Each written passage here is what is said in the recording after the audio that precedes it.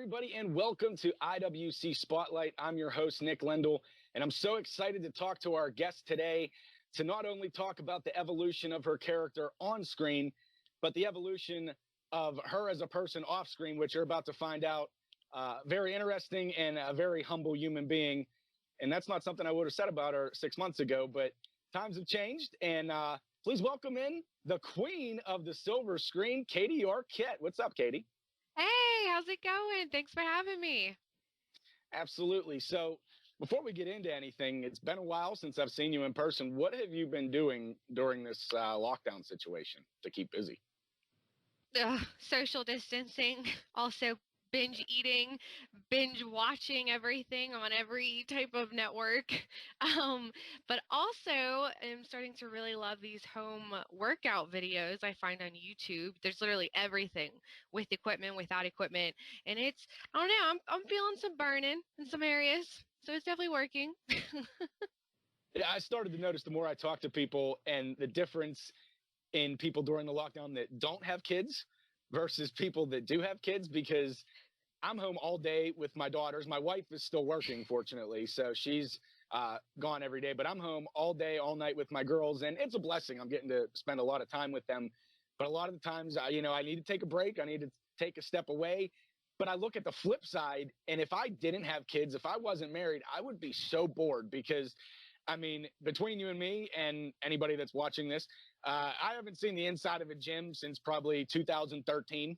I got married. I have kids. I wear a suit, so I don't need to go to a gym. So I don't know what I'd be doing with myself. So it's always interesting for me to talk to everybody and see what they're doing.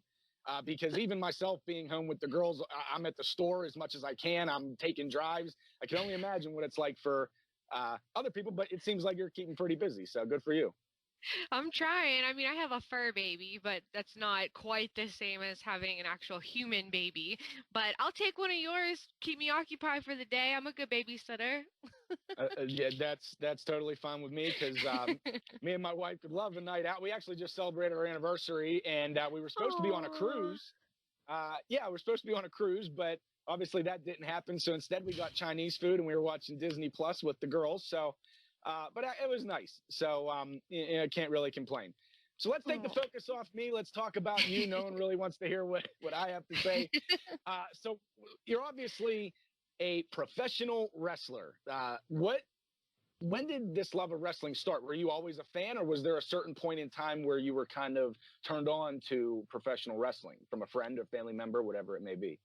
Yeah, so this question I get asked a lot, obviously, but I love how it's tiered up. So when I was little, probably fifth, sixth grade, my sister would watch wrestling a lot, and her and I are 8 years apart. She's older than I am, and she watched the Attitude Era, so like the early 2000s, like that whole time span. And I would come in and I'd watch it with her, probably because I'm like, oh, they're swearing or saying bad things. I'm like, I got to be in the room too. So I would watch it and I liked it a lot, but then my sister would get really annoyed with how many questions I would ask. So whenever Triple H had walked out, and this is the first time I saw him, and he comes out, he stands there, takes a sip of water, and he just sprays it. I'm like, why is he spitting on himself? And she's like, get out, you're done. Nope. So from that point on, I hadn't watched wrestling up until I got into college. So when I started going to college, I joined a sorority and I met a lot of new people, and I met a lot of fraternity brothers that watched wrestling.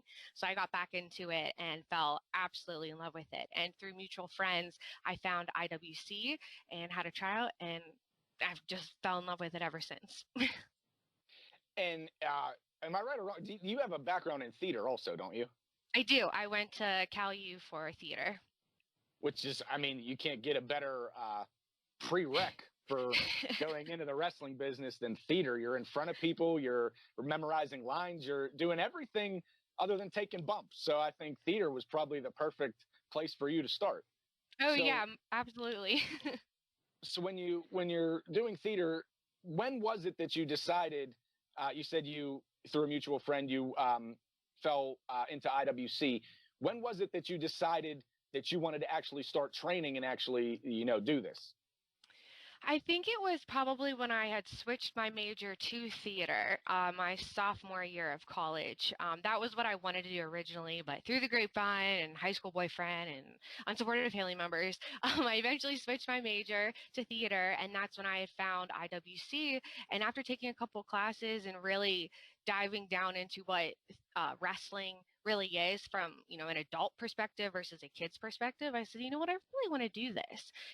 I'm always been hands-on. I've always wanted to, actually do something and not like sit in an office for the rest of my life. So I was like, I'll just get beat up by people and I'll beat up people myself.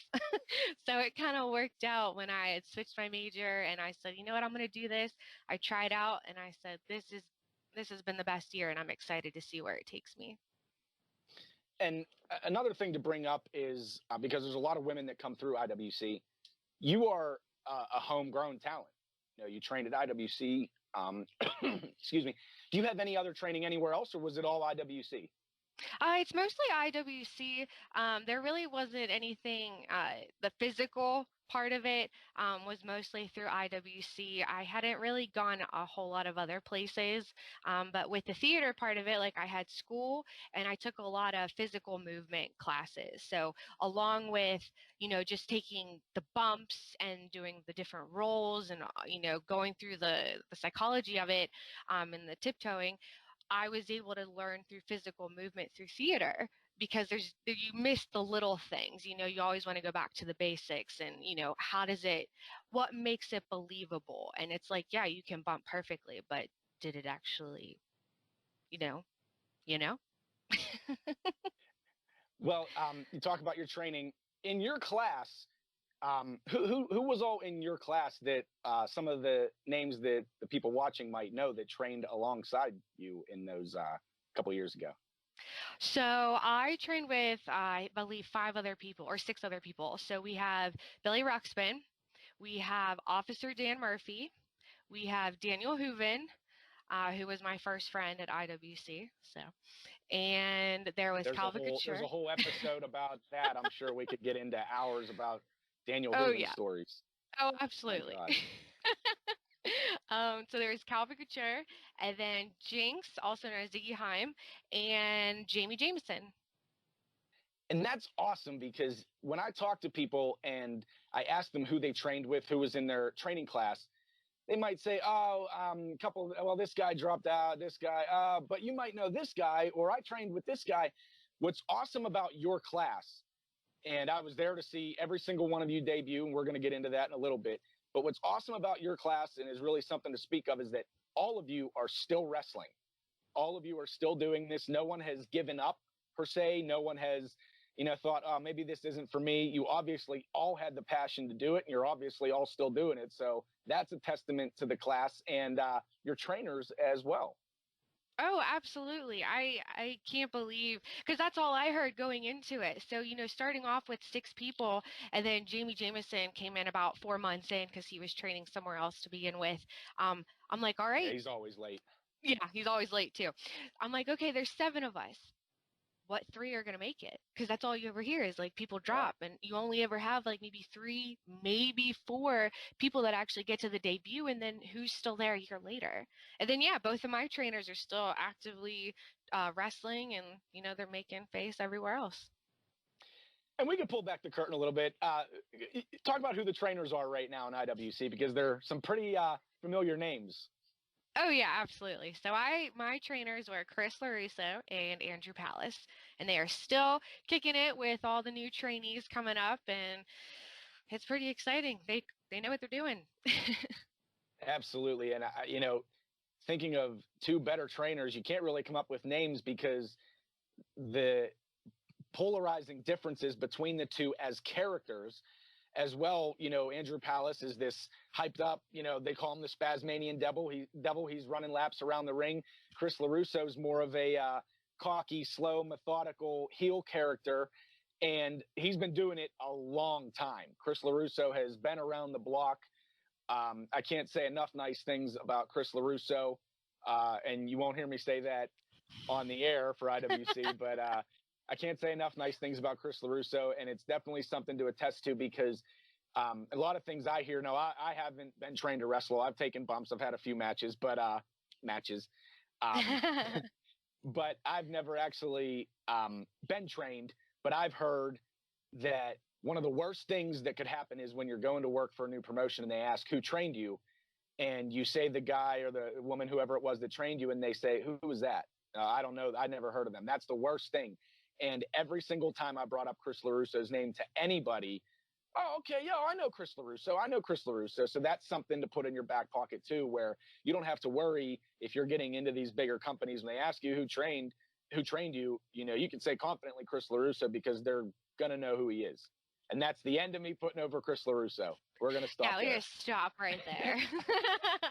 Well, what a lot of people don't know looking on the outside in is that once you're done training, it's not, you train for a little bit and then you're in the ring. Because when I came into IWC, you were on the ring crew every month, along with the other people that trained alongside you. And that's not just setting up the ring, tearing it down. That's helping film backstage promos. That's being a runner for people that need something backstage. And that's all part of paying your dues, as they say.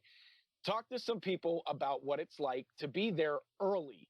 And if an event starts at 7 o'clock, we have to be there, a few hours beforehand. And sometimes we think that's rough. But the ring crew, they have to arrive there so early with the truck, unload the truck, set up the ring. Talk about your experience setting up the ring, being on ring crew, and starting to pay your dues in IWC. Well, it was definitely a game changer. I wasn't expecting such dedication because that's what you have to do in ring crew. Like you said, it's about paying your dues. So going to your shows, like you are the first person there. So yeah, if we had shows at court time, okay, we can get away with doing ring crew like late morning. But if we're in places like Clearfield, ring crews at like 10 a.m., sometimes 9 a.m., you got depend on how many people that actually show up and that are in your class, because that's it. It's just you and your class. So there's 7 of us who had to, go to the facility, get the ring, everything else, especially if there was a cage, and then you have to bring the whole freaking cage. And then, it's late nights. Like you're there and you set it up and you have to make sure it's set up so that people can go in the ring and, prepare before their matches. And, it takes a toll because you have to put on this face and, you can't be tired. You have to work and you put that staff shirt on and then you have to tear it all down and you have to wait for all the fans to leave. And and then you got to drive all the way back and then unload it all again. So it definitely takes a toll, but it's so worth it because you meet so many people as early as when you get there and as late as you leave. And you create so many memories. Like I was lucky enough to have 6 other people in ring crew, and there are some stories I could share on a whole nother side about getting back late and all the craziness and tired and just it's worth it 100%. Well, you talk about it taking a toll on you physically, but you can only imagine on the outside looking in the toll it takes on you mentally too, because like you said, it's just you and your class. There aren't engineers there or mechanics. There's no one there to make sure everything's okay. So halfway through the event, if the ring breaks, the rope snaps, that's on one of you, and someone's going to point the finger at you guys. And these guys are coming in here, a lot of people from bigger promotions that are walking in there and expecting to be safe. And if somebody gets hurt, the finger gets pointed to you. So it's not only the physical toll that it takes on you, but it's that mental aspect. And is the entrance going to fall apart halfway through someone's, entrance? Because I've seen, the IWC banner fall, and I've seen maybe a curtain fall, but it's never had a whole collapse. But if something like that were to happen, it would be on you guys. So I could only imagine the stress of being there all day. And like you said, it's long nights. So when you're there early in the morning, by the end of the night, some of you might be disoriented. You're so tired. And like you said, after the work's done, you still have to drive back. It's like never ending. And then it's training, Yep. you really don't get a break. You really have to be dedicated. Oh, 100%. But it's like you said, it's all day, it's all night. And yeah, like that was another big point is if wrestlers weren't happy about the ropes, like these ropes are too loose, what trainees are not tightening the Yeah. ropes, and then you have to make sure all the padding is gets over the edge and make sure all the boards are put in and uh Well, you did get past that. You did your time on the ring crew, and then you eventually made your debut at Rural Valley, I believe, correct? yes, it was Royal Valley. So talk about everything coming into one. You've done ring crew, you've taken your bumps. It's time for the spotlight to be put on you. What's it like for that kind of change? That's a big change. Oh, it was a huge change, and we still had to do ring crew that day. We got a little slide, leaving, but overall we still had to do ring crew. Always do ring crew. Pick up a chair. But I was terrified. I was shaking uncontrollably, and it was just I was excited at the same time because I'm like, it's been a year. It's been 12 months. I went through all the bumps. I went through all the psychology and the training and it's here and I have this persona that I'm about to put on and I had no idea what to put on my face for makeup and I had no idea how to do my hair and I came out with gaudy eyeshadow. We don't even need to look at those pictures. But but it was so surreal and I had to come out and cut a promo and I'm like, all right, here we go. And then I see Britt and her music come up and I'm like, all right, now's the time. I gotta prove it all, especially to my entire family that was there. And they're like, all right, she wants to wrestle. I'm like, all right, I'm gonna prove why I said that. So you did have a lot of people there. A lot of family and friends were in Rural Valley that night. Oh yeah, absolutely. I had a bunch of sorority sisters and college friends and my parents and my sister were all there. Now, did you smarten them up about hey, I'm the bad guy. Don't cheer me. You got to boo me. How did they handle that?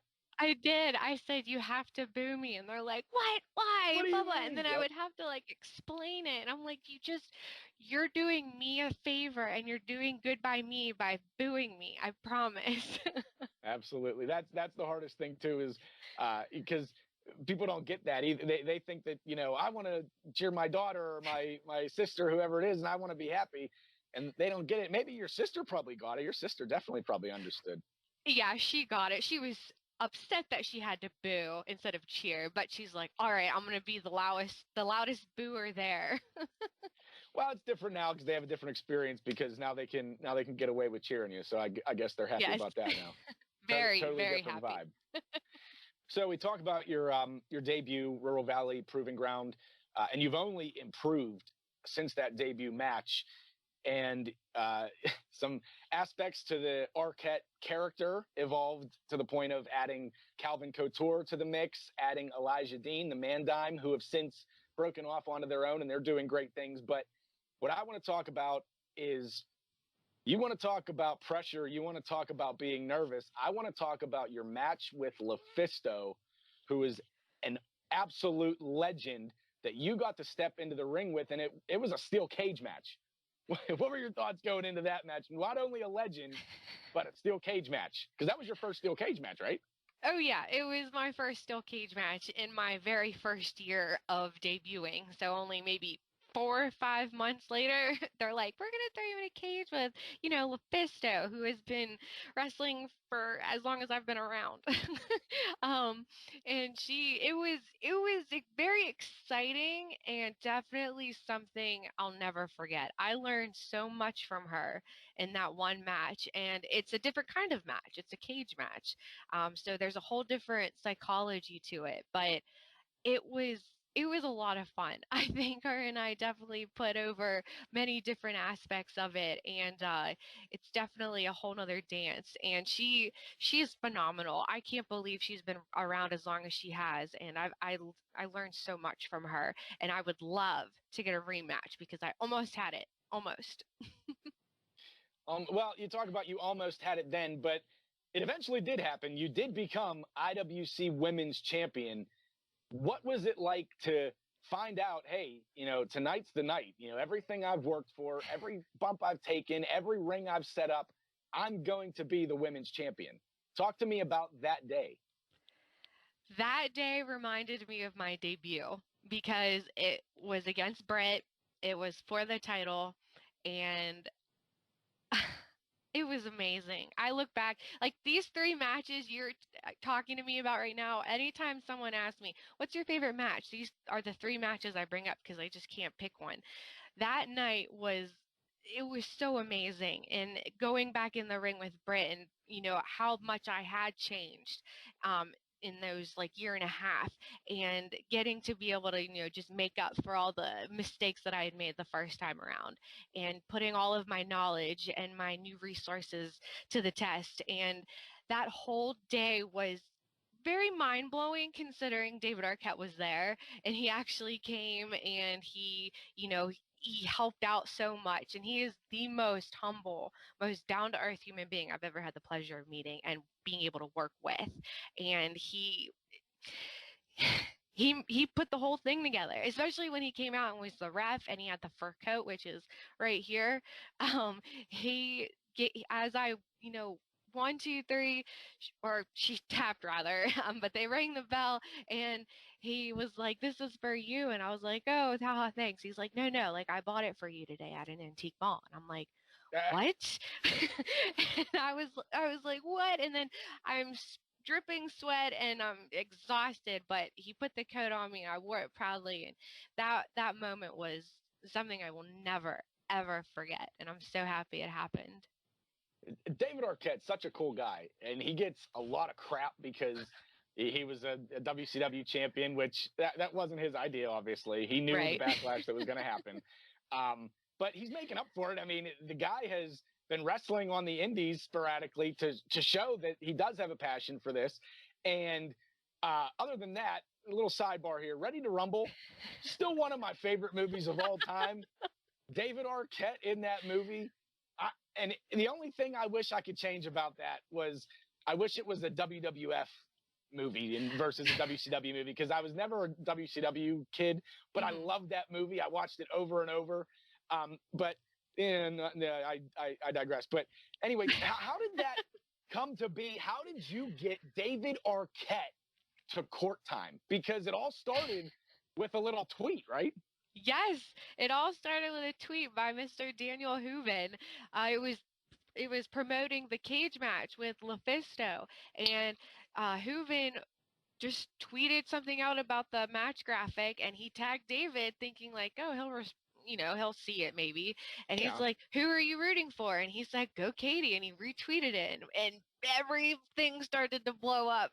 And I had Plumber messaging me like, "You have to get him." I'm like, I don't, how? My only communication with this man is through Twitter.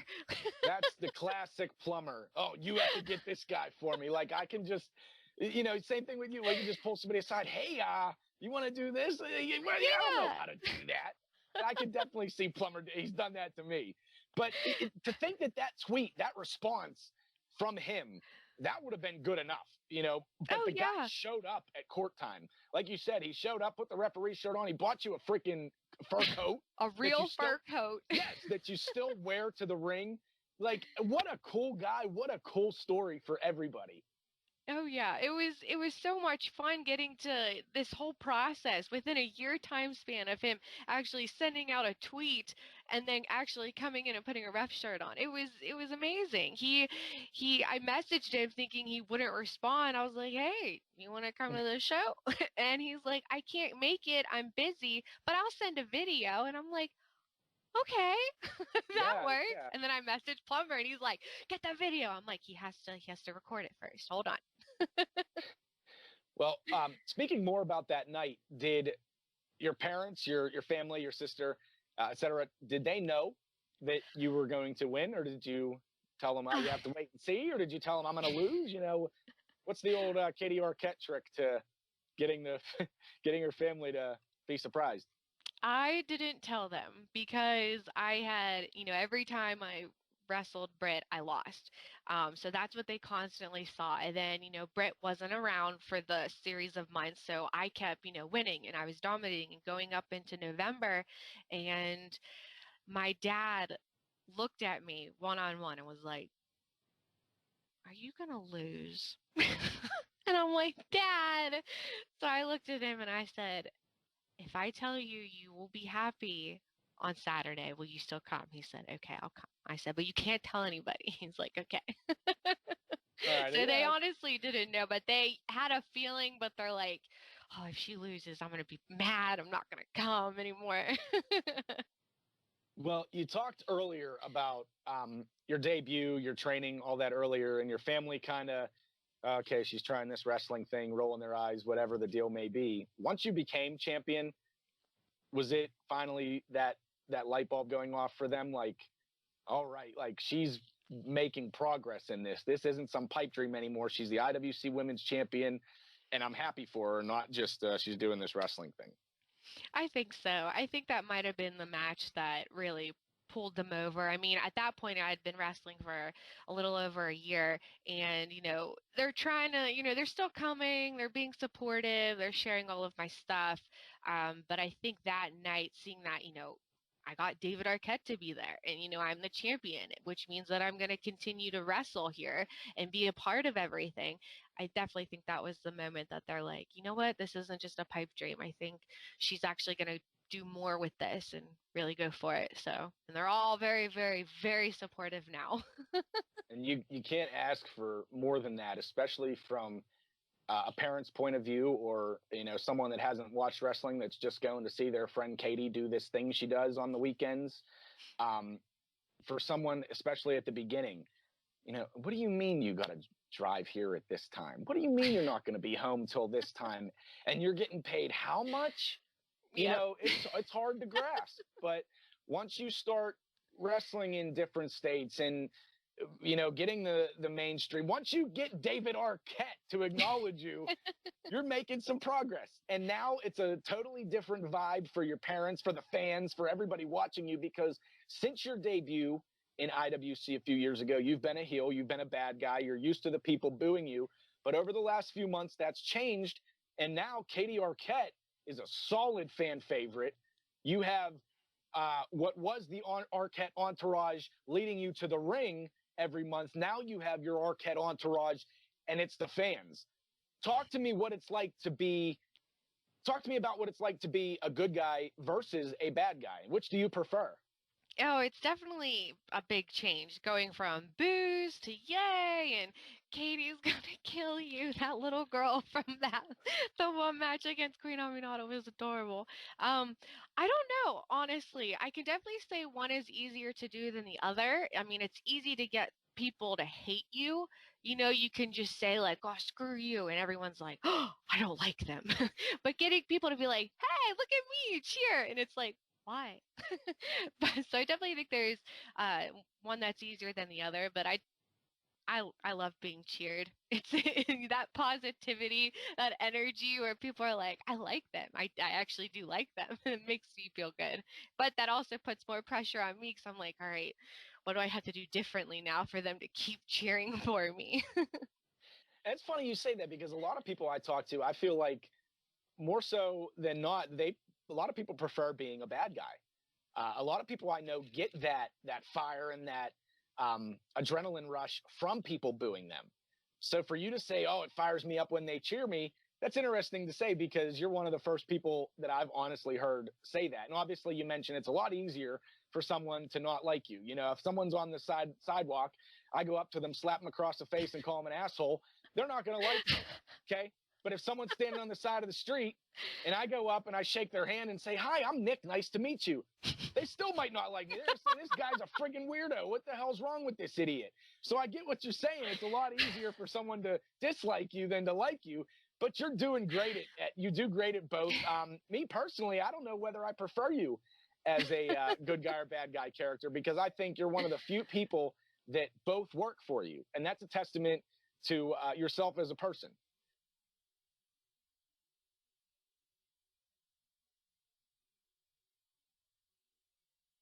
Now we're going to get into Aw. some questions. We had some IWC fans send in some questions. The first question here I have noted, you already kind of answered. It's, what's your favorite match of your career and your favorite opponent? You obviously mentioned Britt Baker. You obviously mentioned the match with LuFisto. But what would be your favorite match? Who is your favorite opponent? Oh, well, favorite match would definitely be a scramble between my debut, the cage match with LuFisto, and David Arquette being there. But I definitely think I've had so many wonderful opponents. A lot that have challenged me, a lot that are different in the ring, and there's a different chemistry. But someone that I really enjoy working with, surprisingly, was Rachel. Mm. Lynn. She's been around for a while. She's definitely made herself international. She's been to Japan.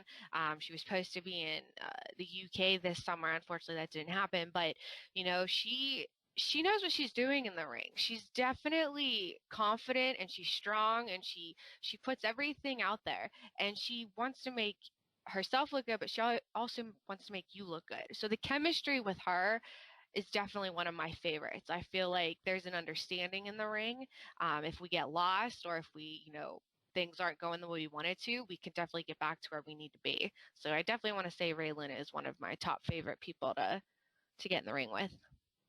And I have to say, on a personal note, Rachel is one of the most respectful, one of the nicest, sweetest people I've had the pleasure to work with.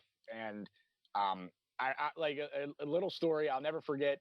Uh, I'm one of the last people out of all the events because after everybody leaves and everyone rushes down to the bar to get their drinks, I'm one of the last people there because I always get handed a list of promos about halfway through the show that I need to film with people. There might be 3 promos to film, there might be 6 promos to film, but it's all about finding the person, getting someone to record it, because we don't have this big production team like it's Yeah. it's usually, like we mentioned earlier, a trainee's holding a phone for us, or we have to find somebody to do this or do that.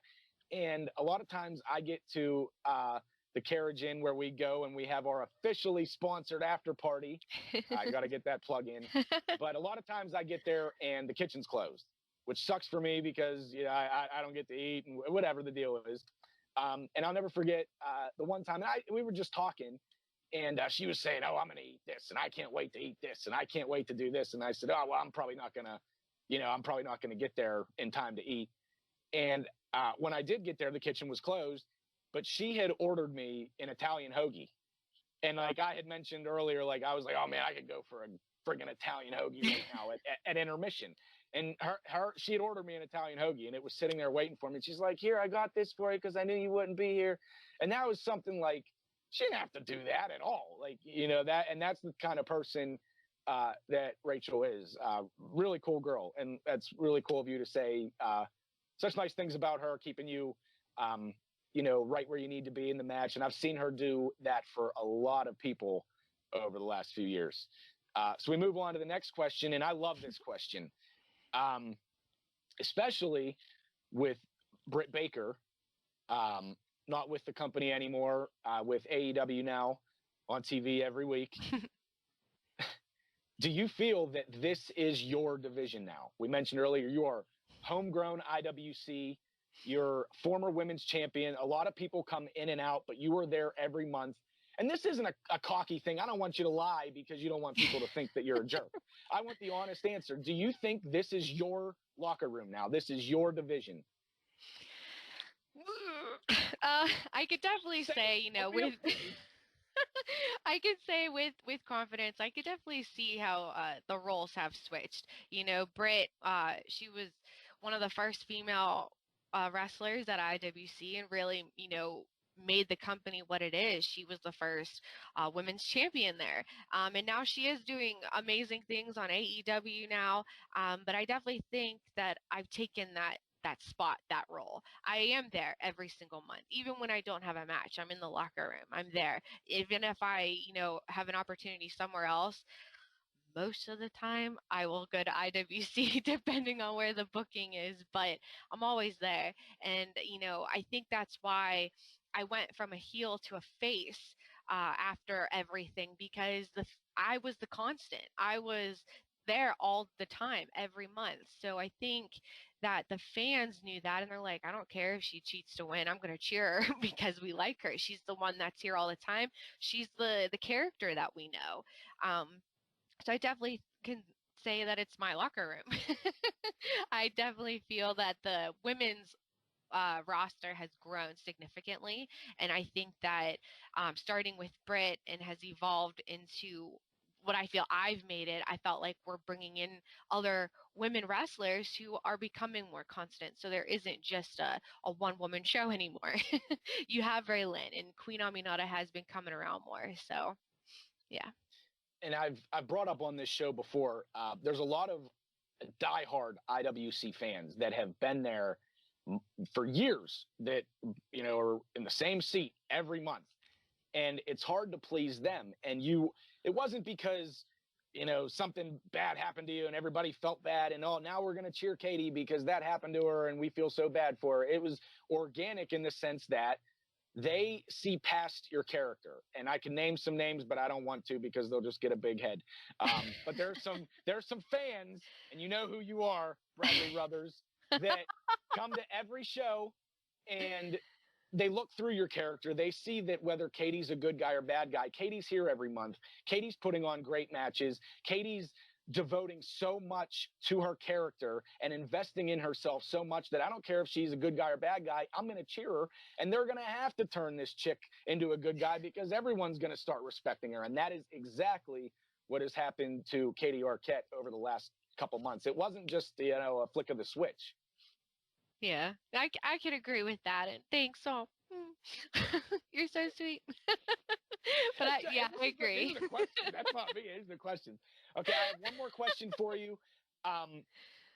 We want to know some of your dream opponents and some of your real goal opponents. And what the question means there is some of your dream opponents say, you know, oh, I'd love to get in the ring with the Fabulous Moolah, or I'd love to get in the ring with Sensational Sherry. Some of those, and then some of your realistic goals for matches, because you've already been in the ring with world travel names. You mentioned Raylan, Britt Baker, Lufisto, Madison Rain. You've been in the ring with. Who are some of the people on Katie Arquette's checklist to wrestle in the next few months, the next year, wherever it may be, IWC or elsewhere? Well, I'll answer the first question about the dream opponent. So I'm going to go living or dead here because, yeah, I mean, I'd love to wrestle Triple H. I mean, that's possible because he's alive. However, I would love to wrestle Eddie Guerrero. He's fantastic. He could definitely I think we would put on an amazing match together. And that's definitely something I would love to be able to experience. But a few people that I actually would really, you know, could see myself wrestling with and hopefully one day can. I've said it before, I'll say it again, Chelsea Green. She has done so much for herself over her entire career. She's made so many moves and she's evolved so much and has changed in a lot of good ways. And look at where she is now. And that's fantastic considering everything that's happened this whole summer and springtime. And another person I would love to wrestle is Becky Lynch. I would love for her to put me in an arm wringer, arm bar, any type of arm hold, and she can just, you know, wrench it as much as she can. I would love to go in the ring with Becky Lynch. But according to yesterday, that is not possible for at least 9 more months. Yeah, I was going to say, you got to wait at least 9 months for that to happen. Yep. Before we go, was there anything that you wanted to cover that we haven't talked about? Was there anything you wanted to plug? Where can we find you on social media? And what's next for the Queen of the Silver Screen? Well, you can definitely find me on all social medias. I'm on Facebook as Katie Arquette. You can find my page, Twitter, the KT Arquette, because the other 3 letters are too long. And then the Katie Arquette on Instagram. Go follow, like, share, retweet me. Something you didn't mention is who my favorite wrestler is, and I love putting him over all the time because we made a love at first sight connection. Kane. Kane is my favorite and absolute all-time wrestler, and that would be a fun match too. Why Kane? He was the first wrestler I saw when I walked into my sister's room. And I loved it. I'm like, who's this? And then she told me that he was burned in a fire and his brother's dead and he came back. And I'm like, what? So he became my favorite wrestler from there on out. Wow, that's a crazy story. Wow, this guy's burned alive. He wears a mask. He's scarred. I want to do this. Yep, I'm like, he's wearing a mask because his face is burned. That's sad. So I drew a picture of him, and I'm like, we need to go to one of these shows so I can hand him my picture. Let him know I'm his friend. Well, Katie, I really appreciate you taking the time to talk to me, answering some questions from the IWC fans. Can't wait to see you in person. You're always a good time to hang out with. Nothing but luck in the future. I can't wait to see you win more women's championships and work as many places and as often as possible. I hope you get through this lockdown. We're trying our best here. And once again, thank you for your time. There's going to be a poll this upcoming week on IWCWrestling.com, all of our social media platforms where you can vote to see who our next guest will be. As for this week, I'm Nick Lendl. Once again, thank you to the queen of the silver screen, Katie Arquette. Thank and we'll see you next time. Good night, Mwah. everybody.